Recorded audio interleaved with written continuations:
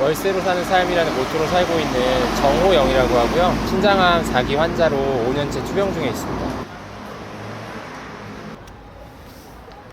사진 찍은 거 좀 마음에 드세요? 어떠세요? 근데 나중에 이제 열어봐야죠. 사진은 언제부터 찍으셨어요? 5년 된 것 같아요. 딱 아프기 시작하면서 시작해서 수술하고 나서 좀 걸었어야 됐는데 재활을 하면서 뭘 할 수 있을까 하다가 집에 이제 카메라가 있었는데 누나가 사놓고 안 쓰던 게 있었어요. 그래서 그냥 아까워서 카메라를 들고 어차피 걸어야 되니까 사진을 찍다가 보니까 뭐 어떻게 하다 보니까 여기까지 왔네요. 지금 사진관도 운영하고 계시잖아요. 지금 사진관 운영한 지도 이제 한 4년 넘은 것 같아요. 4년 된 것 같아요. 아프고 1년 뒤에 바로 시작했으니까. 실제로 이제 그 암을 걸리셨다는 거를 어떻게 해서 알게 되셨어요? 제가 회사원이었는데 영업사원이어서 혼자서 이렇게 보통 밥을 먹거든요. 어느 순간부터 입맛이 별로 없고 몸무게가 점점 빠지기 시작하더니 어느 날 점심을 시켰는데 한 숟갈도 못 먹고 다 버렸거든요. 근데 계속 제가 이제 살이 빠지는 걸 저랑 가까웠던 그 제약회사 영업사원이었거든요. 저랑 가까웠던 의사 선생님께서 이제 검사를 꼭 한번 해봤으면 좋겠다고 얘기를 하시는데 살이 어느 정도로 빠지신 거예요? 동안 85kg, 90kg 막 요 정도였어요. 그때 몸무게가 한 70 정도 됐던 것 같아요. 막 구두가 커지고 뭐 벨트, 시계 이런 거 다 커지고 영업사원이라 정장 입고 다니잖아요. 근데 옷이 다 커져가지고 그럴 정도로 살이 빠지니까 밥을 못 드셨다는 게 뭔가 그냥 입맛이 없어서 그렇게 되신 거예요? 힘이 정말 없으셔가지고. 저는 남자잖아요. 아이를 가지면 이런 기분일까 싶은 느낌? 그러니까 배가 고픈데 뭔가 구역구토의 그런 느낌도 있고 육개장을 시켰는데 이렇게 숟가락을 들고 먹으려고 계속 시도를 하는데 이게 입까지 안 가더라고요. 그러니까 한 숟갈도 못 먹었어요, 진짜로. 또 되게 신기한 건 그걸 못 먹고 그냥 결국은 집에 가는 길에 귤을 샀는데 네. 그걸 한 박스를 다 먹었거든요. 지금 생각해보면 가공되지 않은 그런 영양분을 몸에서 원하지 않았을까. 이제 신장암 같은 경우는 CT 사진 보면 한 90% 정도 암인지 아닌지 알 수 있대요. 모양만 보고. 근데 일단 저는 모양은 100% 암인 건 확실하고 크기가 15cm가 넘어가지고 바로 큰 병원 가 수술하고. 처음에 이제 좀 암이라는 걸 아셨을 때 좀 심정이 어떠셨어요? 이 5년 동안 세상이 무너진 것 같고 이런 시간을 다 합쳐서 1시간 될까요?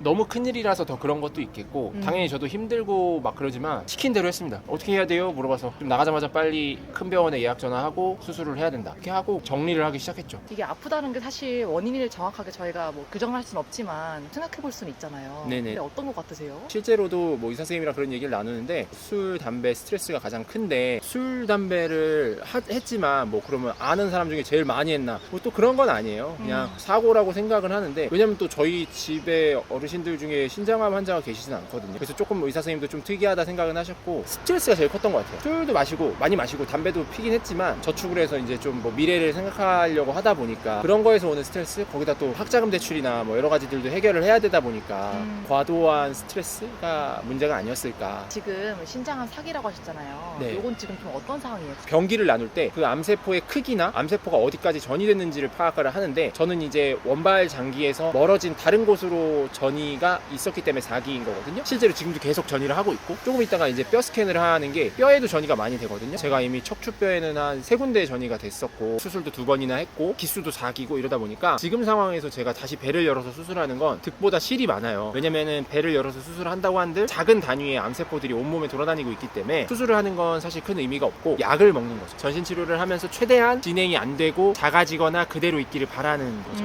그럼 약 드시면서 통증이나 이런 건 좀 어떠세요? 수술했던 부분 당연히 아프고요. 뼈가 허리뼈에 그 척추뼈에 3군데가 전이가 돼서 한번 분쇄골절이 있었어요. 그 자리는 계속 아프고 그 근처로도 통증이 있고 가슴에 알 수 없는 통증, 복부에 알 수 없는 통증들은 기본적으로 있고 항상 있고 자세를 바꾼다고 괜찮아지고 나빠지고 이런 게 아니거든요. 사실 이런 통증은 예상이 되니까 괜찮거든요. 그냥 참으면 돼요. 아프면 약 먹으면 진통제 센 거 먹으면 되고. 근데 더 힘든 건 항암제를 먹다 보면 갑상선 호르몬에 문제가 생기거나 전체적으로 컨디션이 낮아져요. 기운이 없고 무기력증에 빠지고 열이 나고 뭐 이런 것들이 조금 더 힘들어요. 그러면 지금 확실히 예전보다는 전반적으로 기운이 조금 많이 좀 다운되셨겠네요. 많이 노쇠해서 기운이 많이 부족하긴 해요. 사진관 운영하고 있었던 거를 이제 못할 것 같아가지고, 그러니까 왜냐면 가족 사진 같은 거 이렇게 찍어드리려면 제가 막 앞에서 활기차게 해드려야 되는데 이게 기운이 점점 떨어지니까 사진관을 친구한테 조금 전담해서 부탁을 하고 언젠간 제가 이제 누워서 지내야 될 때가 오거든요. 그때 이제 뭘 하면 재밌게 보낼 수 있을지 찾는 중이거든요. 기력이 조금 남아있을 때. 작년이랑 올해 비교해도 많이 다르고 3달 전이랑 비교해도 많이 다르고,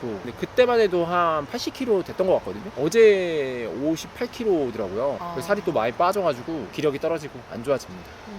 아프시기 전이랑 후랑 비교했을 때 그래도 조금 제일 많이 좀 달라진 점이 있을까요? 다른 사람 됐죠 거의. 환자가 되기 전에는 집착하고 재산을 모으는 거에 많이 혈안이 돼 있고 좋은 차 좋은 집 뭐 이런 것들을 많이 생각을 했어요. 당연히 그럴 수밖에 없죠. 우리가 현대사회를 살고 오늘보다 내일 더 좋은 조건에서 살고 싶어 하는 게 인간이 당연한 거니까. 하여튼 그때는 좀 그런 쪽에 치우쳐져 있다면 지금은 그냥 완전 이방인이 돼서 다 남일인 것 같고 그러다 보니까 너무 자유롭고 편안한 거예요. 암이 내린 축복이라고 얘기하거든요. 세상의 모든 일이 그렇게 심각해 보이지 않더라고요. 예전에는 막 시간이나 어떤 재화나 이런 것들을 굉장히 효율적으로 써야 손해가 없는 거니까 그런 거에 많이 좀 집착을 했던 부분이 있죠. 항상 경제적으로 조금 부족했어요. 당연히 충만한 사람 없잖아요. 근데 조금 더 그렇게 느꼈나 봐요. 힘들다고 생각을 했어서 항상 최저가 먹는 거든 뭐든. 그래서 제 친구들은 저랑 운동화 사러 안 갈라 그래요. 그 학창 시절에는 이렇게 신발 가게에 샀잖아요. 무슨 마트 이러면서 저는 그 시내에 있는 그 가게를 다 돌아다녀서 100원이라도 싼 데 사거든요. 그렇게 살다 보니까 어떤 취향이라는 게 없더라고요. 그냥 제일 싼 게 내 취향이니까. 근데 이제 아프고 나서는 저금한 돈이 이렇게 많지 않지만 써보지도 못하고 죽게 생겼다 싶어가지고 옷도 취향에 맞는 것들도 찾게 되고 먹는 것도 어디 가는 것도 뭐 하여튼 그래서 아프고 나서 조금 그런 부분에서 자유로워지니까 취향이 생긴 것 같아요. 사실 오늘 패션 스타일만 봐도 되게 취향이 있으신 것 같다고 저는 생각을 했었어요. 아니 그 뭐 나름 저렴하게 살 수 있는 것 중에 편하게 오래 입을 수 있는 것들을 많이 찾다 보니까 제가 이런 말씀 왜 드냐면 그전에는 그냥 1년 내내 같은 옷이었어요. 그 당시에 여자친구가 있었는데 이렇게 사진첩을 보면 지금 생각하면 미안한 게 여자친구는 이렇게 옷이 이렇게 막 맨날 바뀌고 계절 따라 바뀌는데 저는 항상 똑같은 옷이거든요.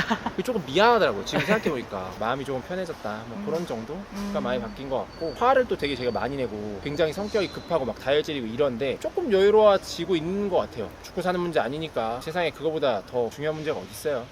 그런 생각? 일상에 되게 소소한 것도 되게 저희가 많이 신경을 쓰잖아요. 네, 근데 이제 네, 사실 네. 관점이 되게 바뀌셨겠네요. 아직도 부족한데 그 아프기 전에 비해서는 많이 달라진 것 같아요. 그래서 얼굴 좋아졌다는 얘기를 아프고 나서 더 많이 듣는 것 같아요. 아 정말요? 네네, 표정이나 이런 것들도 그렇고 누가 살고 죽는 문제가 아닌데 왜 이렇게 화를 냈을까. 그 정도로 큰 일이 아닌데 생각을 조금 하게 된 것 같아요. 그리고 또 호영님한테는 시간이라는 게 되게 좀 남다른 의미로 다가올 것 같아요. 좀 요새 좀 시간에 대해서 생각해 보실 때 좀 어떠신지. 사람마다 가질 수 있는 시간의 총량이 다르거든요. 어떤 분은 노인이 되고 저는 이제 좀 젊을 때 이제 끝날 수 있는 거잖아요. 그걸 만약에 사람을 책으로 비유했을 때 이제 어르신들은 보면 장편 소설이고 저는 약간 시집일 수도 있잖아요. 30장밖에 안 되는. 근데 또 어떤 게 더 가치 있냐라고 물어보면 그것도 대답하는 건 좀 애매하잖아요. 할아버지가 되는 게 제 장래 희망이고 목표기는 하지만 100% 이루어지지 않는다고 해도 아쉬워하거나 슬퍼할 이유는 없다. 그냥 주어진 시간 동안 재밌게 구경하고 세상 구경 많이 하고 새로운 사람 많이 만나서 아 이런 또 세상도 있구나 그런 거 느끼면서 재밌게 살다가 떠나면 되는 게 인생의 목표가 돼버렸다고 해야 될까요? 사람마다 이렇게 시간의 총량은 다를 수 있지만 사실 그게 가치를 결정하는 건 아니니까. 다만 조금 오래 살면 좋겠다는 희망사항인 거죠. 만약에 오래 못 산다고 하더라도 어쩔 수 없죠 뭐. 모기들이 와. 근데 되게 신기한 게 제가 항암 치료 이후로 모기를 한 방도 안 물렸어요. 정말요? 이 모기들이 안 와봐. 내 피는 물면 안 된다는 거야.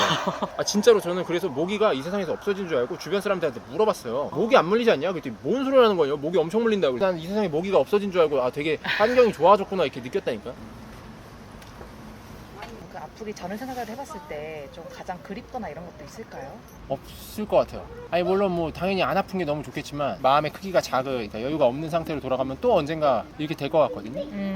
일어날 일이 일어난 것 같고 이 마음으로 돌아가면 너무 좋겠는데 아마 돌아갔을 때 이 마음이 아닐 거라 또 스트레스 엄청 받을 거거든요. 막 100원이라도 더 벌고 100원이라도 더 저금해야지 막 이럴 것 같아가지고 그 또한 참 엄청 힘든 삶이었어가지고 이게 사실 몸만 아픈 게 아니라 사실 마음이 아픈 것도 있는 거니까. 그렇죠. 아마 우울증이었었던 것 같아요. 근데 또 되게 다행인 게 친구들이랑 되게 돈독한데 그 친구들이 저를 많이 받아줬어요. 제가 그 아프기 직전에 되게 힘들었거든요. 근데 그때 아마 그 친구들도 없고 세상에 혼자였고 막 이렇게 뭔가 감정을 표현할 창구가 없었다면 아마 암이 아니라 뭐 좀 다른 일이 있지 않았을까 그런 생각을 많이 하죠. 그래서 지금 많이 고맙다고 얘기를 하고 그런 거에서 또 느낀 것 같아. 이게 조건들을 막 채워가고 돈을 모으고 뭔가 더 나은 삶을 위해서 저축을 하고 이런 건 당연히 중요한데 기본적으로 그렇게 된다고 해도 사람이 혼자 살 수 없기 때문에 정신적으로 유대를 하고 의견을 나누고 추억을 함께 다시 이야기할 수 있는 친구들 아니면 가족, 회사 동료들이 없다면 과연 그런 삶은 행복하다고 말할 수 있을까?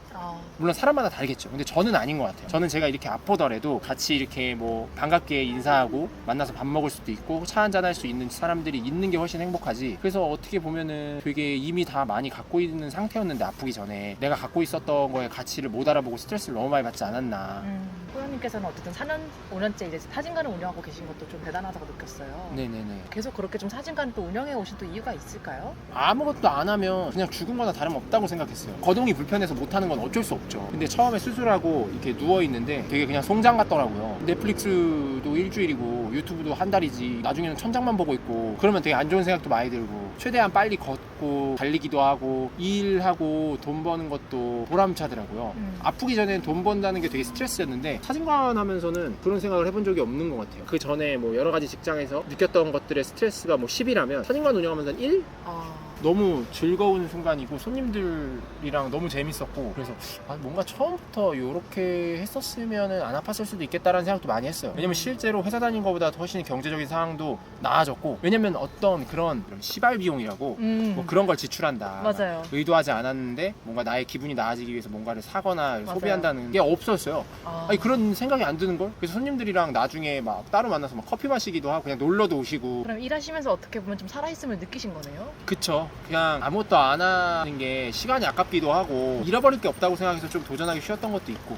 이제 다시 병원으로 가시나요? 네, 이제 뼈 스캔, 뼈에 전이가 됐는지 안 됐는지 보려면 또 영상 검사를 해야 돼서 가고 있습니다. 앞으로 조금 어떤 삶을 살고 싶다라는 게 있을까요? 분명히 저와 같은 고민을 하는 젊은 친구들이 또 있을 거란 말이에요. 나 말고 또 다른 어딘가의 호영이들이 제 이 영상이나 사례를 보고 너무 고민해서 아파버리면 이게 아무 소용이 없구나 이렇게 한번 1초라도 생각하시면서 저와 같은 상황에 처하지 않으시길 바라는 마음에 활동하고 있는 거라 그냥 안 아프셨으면 좋겠어요. 또 다른 호영이들은 뭔가 제가 왜 이렇게 스트레스를 받았나 생각을 아프고 나서 해봤는데 이게 뭔가 약간 남 탓하자면 사회적인 분위기가 이게 낭만이 점점 없어지고 효율과 최적화 그런 것들이 최고의 가치로 여겨지다 보니까 진짜 그런가? 그럼 나는 효율적이지 않고 되게 최적화가 안 된 사람인데 뭔가 뒤처지는 건가? 내가 여기서 이런 행동을 하면 남들보다 뒤처지나? 그런 생각이 자꾸 들어서 저도 그런 어떤 사회적인 가스라이팅에 이렇게 같이 들어가지 않았나라고 남 탓을 좀 해봅니다. 이건 제 정신승리예요.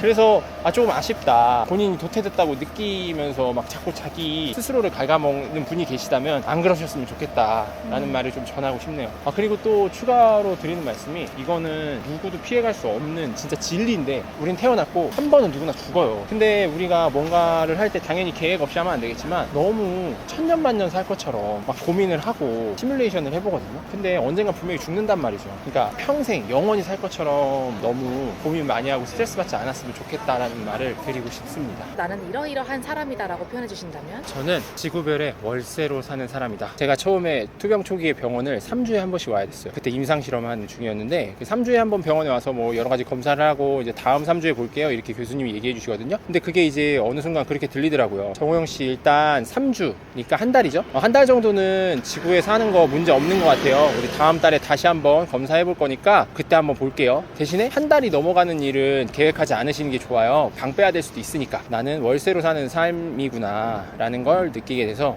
그 뒤로 그렇게 생각하고 지내고 있습니다. 저희 시청자분들한테 전해주고 싶은 말씀 있을까요? 저는 좀 비교를 많이 하고 스스로를 이렇게 갉아먹는 사람이었던 것 같거든요. 참 많은 시간을 좀 헛되이 보낸 것 같고 결국엔 이렇게 환자가 됐거든요. 그런 시간을 보내고 계신 분이 계시다면 밖으로 나가서 바람도 한번 쐬시고 또 저 같은 사람도 사는데 암 걸려서 4기 암 환자인데도 이러고 사는데 쟤도 사는데 라고 생각하시고 동정하셔도 되니까 조금은 한 번은 다른 방향으로 생각하셔서 몸과 마음이 아프지 않으셨으면 좋겠다는 말씀을 드리고 싶습니다. 사는 거 진짜 재밌고 가능성이 되게 많은 거거든요. 근데 이게 그냥 거저 주어지는 게 아니거든요. 주어진 소중한 시간을 조금 더 값진 곳에 쓰시기를 너무 스스로를 이렇게 깎아내리거나 마음 아파하지 않으시길 바랍니다. 감사합니다. 네, 고맙습니다.